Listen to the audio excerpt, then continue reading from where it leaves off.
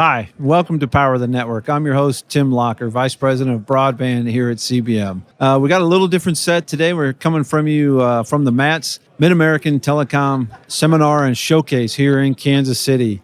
It's a great place where we can get together with lots of manufacturers, see many of our customers all under one roof. So we love these types of events. Our guest today is Mr. Gene Hamilton, plant manager at Columbus Telephone. He's been a good customer of ours over the years. And so we're going to get his perspective today on the broadband industry. Follow along. Gene, we appreciate you joining us today. We're here at the M.A.T.S., Mid-American Telecom Seminar and Showcase this week. I know we're kind of fresh into the show today, but what have you seen so far that's really got your attention? There's a lot of different things here at the show. It's really worth coming to for all the new products and vendors. It's good to get out and see what's all in the market instead of just having sales guys come by. Yeah, these pesky sales guys. Yeah, you got it. No, there's a lot of neat products for all the fiber to the home to look at the future, to see what we should be using. Anything in particular that you came kind of looking for? Mainly a lot of outside plant stuff right now, too. Just looking at different options. It seems like it's constantly changing. The PLP line and stuff's been great for us, and we just kind of like to see, hey, new ideas just because we've always done it that way, and maybe better solutions and cut costs. That's one thing that, over the years you hear, oh, well, we've done it this way for 20 years, right? Right. And that's always a big red flag to me because it's somebody that's very closed-minded, not necessarily looking out for what's best, but maybe just not willing to change or stubborn, if you will. So it's good to keep that open mind. And, we appreciate the positivity with PLP. Obviously, we appreciate your business. But, they're obviously a great line for us and great customer support as well. Personally, I'm very interested in leadership, personal growth, those types of topics. I think it's important that, we all continually try to better ourselves, especially those in leadership. But I think everybody can gain from that. What's your leadership style? What do you do, for your people, and how do you help them maintain personal growth? My style has really changed over the years. When you first get into management, you think, oh, I've got to manage and be this micromanager. And that's kind of the wrong approach. So I've changed over the years to be more laid back, try to make certain you get all your employees the information and tools they need. And, hey, bottom line, they come to work. I want to get them home safe to their families. Safety is the number one priority. Safety is no accident. Right. Hopefully. They will happen. That's how you recover for them. Just to be a supporting member for your employees, to be, hey, I want to turn them loose, come up with your own ideas sometimes. We have a lot of meetings sometimes to throw stuff at the wall, as we call it. What about this idea? What about this? And then we finally come back to decide, hey, this is the best solution for us to use as a company. So, it's obviously important that your people feel like they have a say in the matter. It gives them ownership. Correct. They're going to want to do that, a lot more. They're going to have more personally invested. Correct. If they've got a piece of it. So, I always say, hey, come out and come to me if you need your help. And a lot of times I still get out in the field because I don't want to expect an employee to do something I wouldn't be doing. So in the last year, I've been in some attics and under crawl spaces and different things because we good sometimes little reminders of what it's good reminder to me to go, hey, this isn't always the best spot to be. So it's just got to be done. Why did this install take 6 hours? Well, we had to do this. So, right. Yeah. No, that's great. And I think your people totally appreciate that when you're willing to do those things. There's been a lot of business owners that you've heard over the years that say, I'm always willing to push the broom or do what anybody else, whatever, willing to do what they ask of other people. And I think that goes a long way with the team. Yeah. What have you done in terms of personal growth recently? Try to do a lot of reading. I mean, when you got downtime, there's so many products and so many different things in our business to keep abreast, what's going on. And I try to encourage the employees that way too. Just because you go to school or you've learned it, it's a never-ending learning career, in this business. And we got to keep abreast for all the new stuff's coming. It used to be slower 20, 30 years ago. But now you better keep on top of what's going on. Yeah. And, for me, I've always been in the outside plant world, if you will, but never done a ton with, the electronics, the Adtran, the Calyx, et cetera. How tough is that side to keep track of? I mean, those things are changing every day, it seems like. It is a big change. There's still a lot of repeat stuff. As it goes, it's newer names, newer products, faster speeds. So yes, it keeps going. Yeah. Yeah. So I want to kind of ask maybe some different questions a little bit for my own personal growth, if you will. But obviously we're a sales organization. That's what we do. But in your position, you get a ton of vendors that want to come and see you. Got X, Y, Z. They want to show you, et cetera. And just to help salespeople in general, what can a salesperson do for you that really brings value? What makes that visit worthwhile? I'll have to kind of brag on you guys to start with for CBM. Thank you. We started a new CEO a few years ago and pretty well did it on a piece of paper and sketched it out, got a quote, and you guys come in, did the work. Hey, we threw stuff on the wall, made some changes and stuff, and you guys have never come in over budget. And it's just always nice that sometimes I wish I could say that was always the case. Well, it has been for us. Yeah. So it's just nice that sometimes it's kind of a handshake deal, which is kind of rare anymore. Yeah. And you guys put a lot of pride in your workmanship.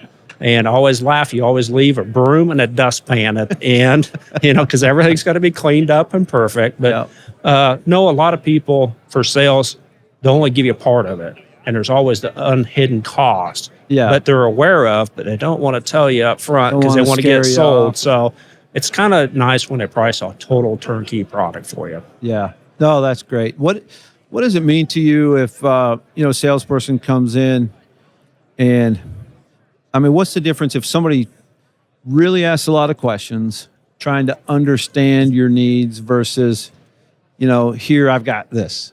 Right. How does that feel from your perspective? It's very important because I think everybody's network is different. Everybody, has different products out there, different environments. That it is important that they come in and kind of learn your network, learn the company's philosophy.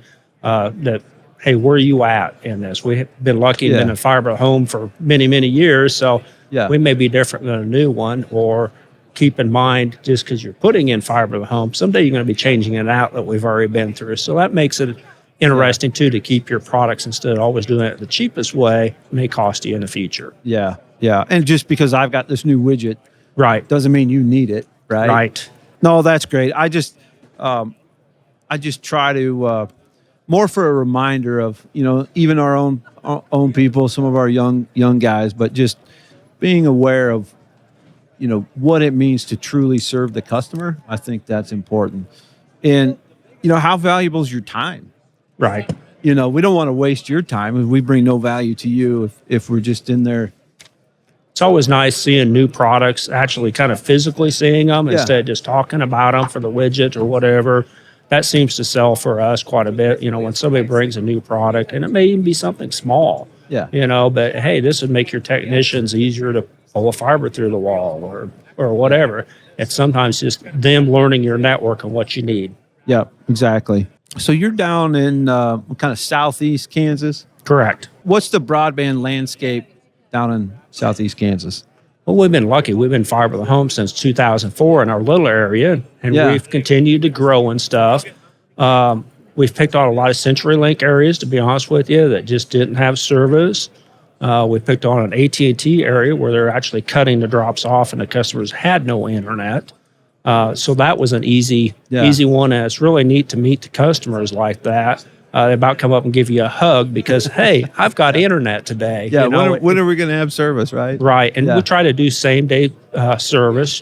Customer experience is very important. Hey, you answer your phone call, you take care of that customer, and always try to drive that home to everybody. How would you want to be treated? Yourself or your mom or dad, if they're elderly, sometimes you have to slow down and go out to the site and actually, make it work for them. I think what makes the independent telcos so successful is their service. Correct. You're always going to hands down out serve, in your own community to the people you live with, versus a Bell company, for example, right? Do you train your technicians and your installers on how to serve the customers, how to treat them? Because they're the people in front of your customers. Are you training them on different aspects of that? We do. I try to go on site with them at times because it gets me out of the office, which is sometimes nice. We had one just the other week that I took one of our newer employees to. It was just visit with the customer, slow down a little bit. Yeah. Even if it's not your product, that, hey, they're streaming internet over the top, and you could say, hey, that's your problem. Well, try to help them out. And some of the older people, they really appreciate it when you're done. Yeah, some of this new technology for, some of the older folks. I've, told the story about my own dad that, he got fiber to the home brought to the house. Right. And he hooked up YouTube TV. And in less than 24 hours, he's like, get rid of it. I can't even figure it out. It's not that hard. But some of those people do need, kind of walk them through. And then you keep that customer as a repeat customer because, hey, they're happy. You took time to train them. Who's going to train them? And always look at it. What if it was your parents or your grandparents? Yeah. Somebody's got to slow down sometimes. Yeah. And a lot of times we get in the mindset how fast we can do stuff. Yeah. And if you go through with quality of service and really slow down and do your jobs right, train your customers, train your employees, hey, you have happy customers. And without our customers, we don't have jobs. Yep. And I'm glad you said that because I'm kind of a quality over quantity. I'm a go fast guy, but quality matters. So I'm glad you said that. So you mentioned you started your fiber to the home process in 2004.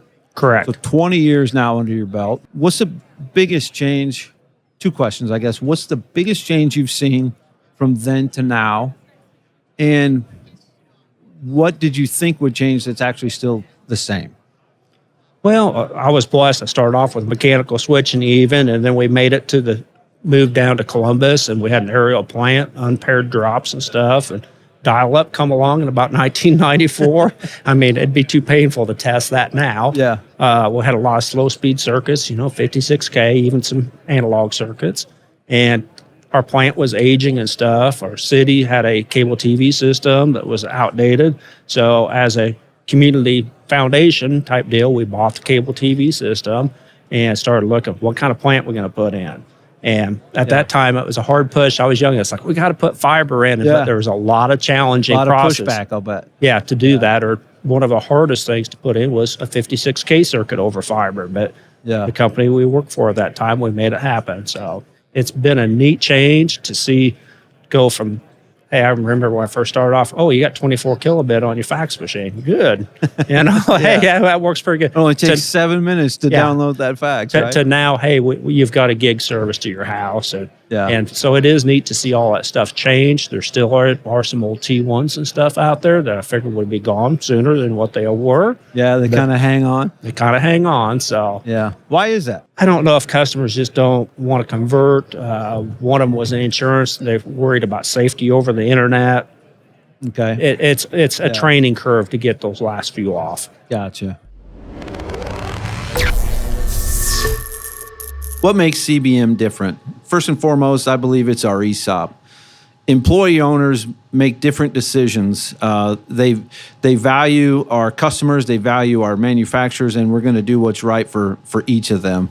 So they behave in a different manner. We represent different lines in commercial industrial market, utility market, and also the communication market. These markets are overlapping more and more every day, and the ESOP and the way we're structured actually allows us to be more flexible and cover those markets and put our expertise where they need to be. So if you're looking for a manufacturer's rep with high-quality sales staff, good relationships, look no further than CBM. You can find us right here at cbmrep.com.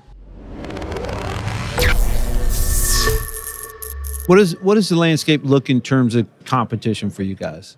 Competition, we've got some coming back in, Mediacom, some cable subscribers, even some cellular, where the customers are just looking at the price instead of the quality.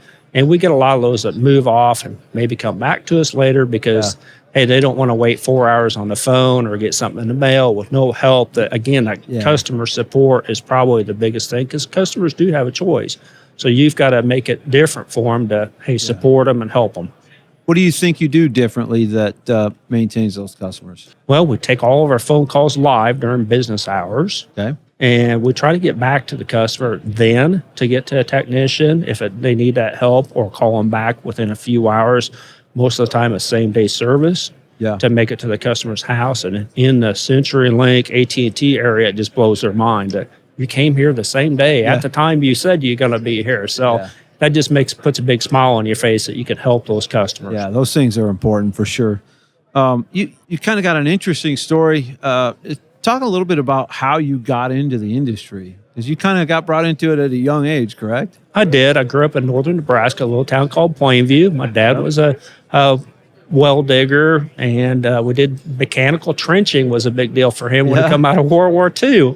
I had a phone number of 111 for his business, so he was good friends with the telephone people. And as a little kid, it was just amazing to go to their office and watch the mechanical switch, and I'd see those guys drinking coffee over there, and, taking breaks, going, "Hey, I want that job." That's easy compared to being out in northern Nebraska in February working with water. It's like, hey. And then I moved down here as a lineman and found it's so cold up on a bucket, during the winter. But it's been an interesting career to see the old stuff go in, and then I was very blessed to come to a company that's very proactive. I had two really good mentors that worked for North Electric, so everything was, they wanted perfectionism. I mean, if you crossed a lacing string, sorry, redo it. Do it right the first time or don't do it. So talk a little bit more about those mentors and more specifically, like what you gained from them. I think it's great to have the older knowledge teach us, why reinvent the wheel a lot of times when somebody else has done it. I try to really ask a lot of people, what would you do different and all that. And I hope to be a mentor myself more during up, because there's so much in this industry for new kids to come along and learn.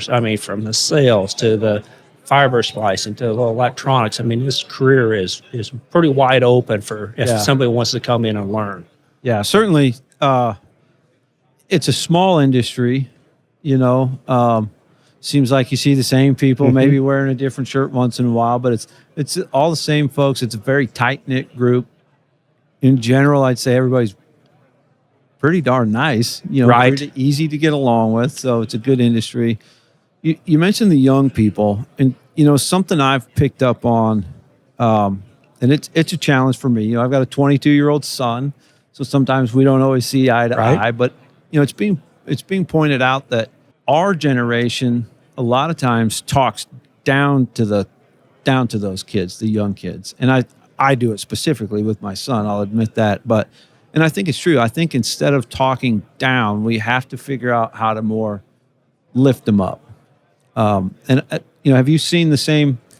I see the same thing, and it's really easy after you get old and age, it's experience, and you got to think back that these people haven't seen sometimes what you have, so you have to share with them, bring them up to speed, and get them encouraged to. It's a constant learning curve for them. You just can't go to school or go to a fiber splicing tool and I know it, I'm done.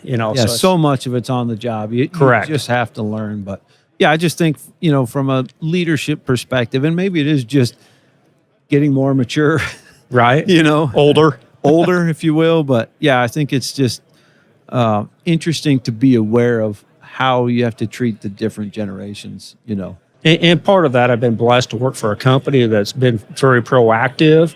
They want to look at the modern stuff. It takes a good board of directors and general managers to be future thinking. You can't jump on every last thing, but you have to be looking at the future instead of, we've done this way 20 years.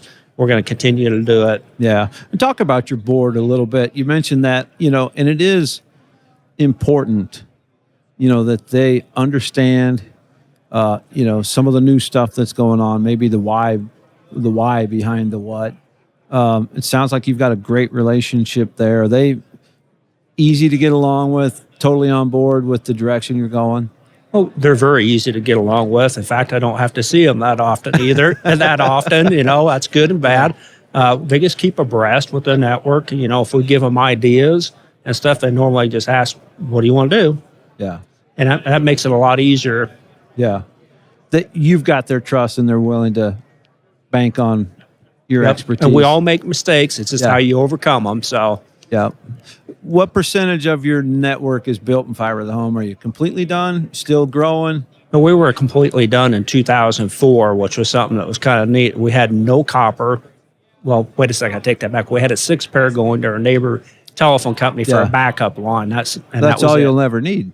Yeah. That. No, we don't need it today. So, no. So it's been really neat to be fiber to the home for that many years. Yeah. But one thing to keep in mind for the people that's putting in now, how are you going to replace it down the road? So be real careful on how you're laying out your fibers and stuff if you're going to change out all your equipment in the future, which, as we know, equipment has to be replaced. So. Yeah. So you're kind of leading into that. Be more specific about what you maybe wished you would have done different. We were actually really blessed at where we're at. We had nice patch panels and stuff. So when we build our new central office and stuff, we could convert by just splicing 288s with tie cables and stuff in between to new frames and stuff. Okay. I'm certain you can manage the fiber of the frame and do pigtail by pigtail, but it's going to take you a lot longer than to lay out your new equipment and have it tested to cut over. So. Yeah. That's awesome. Just something to keep in mind that, hey, I'm not putting it in and this is the last network. I think it's going to continue to grow. Well, it's interesting because, 2004 was early, but, 2008, 2010, 2012 seemed to be really kind of the big initial, buy-in, if you will. And I can remember us sitting in meetings like, what are we going to do? These people are going to be done. Then what? Like, what are we going to sell them? We don't have those conversations anymore, right? No. I mean, it's continually changing, continually growing. So, I got to believe it's going to be that way for a long time to come. I do too. It's going to be interesting. Like I say, in my career, it's like, hey, you got 24 kilobit, and now we're got customers that have 10 gigabit, for business customers and stuff. Where's the future going to go? It's going to be interesting where AI and everything else takes us to.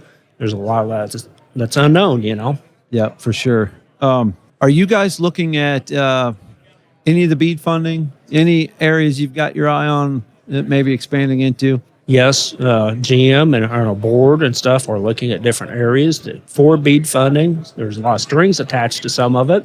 So I've heard a little bit, So hopefully we're going to get it so we can expand more. Okay. We're still kind of in the waiting games and part of that down there in southeast Kansas. Yeah. They've made some different maps and stuff that are strange. One example, we have a little town that they kind of went by school district. But then they come back and changed it, and they split the town in half. So you'd be a provider only in half the town, which doesn't make logical sense. So we'll have to see how some of that comes to play. That's some of the things that kind of went back and forth in the challenge process? Correct. Gotcha. Are you waiting?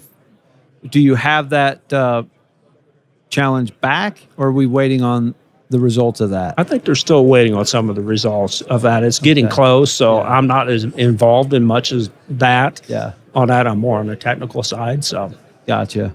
Okay. Obviously, you mentioned PLP. As far as the BABA compliance that comes with that, you should be in good hands there. Do you have any other concerns with anything you've been using that's going to qualify or not qualify? Not that I can really think of. All of our vendors have been good. Hopefully, we don't get a big glut all at once when the BEAD funding comes out and the manufacturing can't keep up with it. Yeah. That would be the only biggest concern. Yeah. And I think we'll make it through it one way or another. We always make it through it. So yeah. Any other challenges? We hear labor shortage a bunch. Has that been a challenge for you guys, or have you kind of got the team established that you need? We kind of got the team established we need, but as we continue to grow and get more funding, we are going to have to add to it. Yeah. So it'll just be to find the right person to fit in that wants to live in southeast Kansas and be a team player, right? Yep. Yeah, exactly. What are some of the biggest challenges you think you're facing? Not certain on that 100%. Probably two-legged squirrels digging around without locate tickets. That's always a challenge, CAF testing can always be a little bit. It's pretty easy, but I'm kind of disappointed in our federal government that we have to do CAF testing when we're a fiber to the home provider. So we're wasting all this time doing this testing that, hey, we're offering a gig service if you want it to your house. I think we could do this a lot different and not waste quarterly testing for all this. Yeah. Oh, that makes sense. In terms of recruitment, are you guys doing anything in your area to, engage high school, college kids, somebody that's new wanting to come into the industry? We're always welcome for them to come by. We did some mentorships and stuff through their high school program. Sometimes it's not enough time, a half an hour a day or whatever.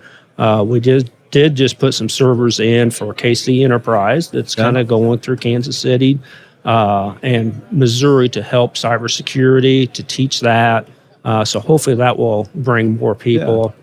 I know some folks have done some like summer interns and internships and stuff over the years. Have you? We have done that in the past.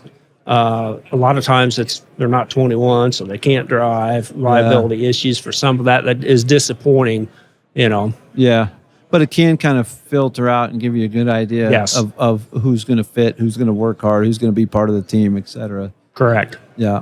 What's one thing that you think you do different than the person that had your job before? I don't think a whole lot. Still just sitting around drinking coffee. Sitting around drinking coffee. No, keep pride in your work. I think that's really important. I always tell my employees, hey, if it looks good, it's probably going to work good. That's not always the case, but hey, if you do quality workmanship, take care of your customers. Just be polite and courteous when you show up at a customer's house. Pick up your stuff. If they need a little extra help on something, just do it. Yep. What's one thing that would surprise people that most people don't know about you? Well, the biggest surprise is I'm a multi-billionaire, and my wife doesn't even know about it. And I don't either. I don't know. Well, that's a good answer. So, anything else you want to get off your chest? We really appreciate you being with us today. Well, I appreciate you guys' help. I appreciate the company I work for. It's just been an excellent career path, and I look forward to more people getting into this career path because it is an exciting one. Yeah. Well, thank you so much. We appreciate our relationship that we've had over the years, and like I said, just thanks so much for being part of this with us. So thanks for putting me in the hot seat. Yep, you betcha. Special thanks again to Gene for joining us today. It's awful nice of him to give us such high regards, but we appreciate what he's done for us, and we really value those relationships over the years. Remember, if you need a manufacturer's rep to support a product, we've got a specialized sales team here in the Midwest. Look no further than CBM at cbmrep.com. And until next time, thanks for joining us on Power the Network.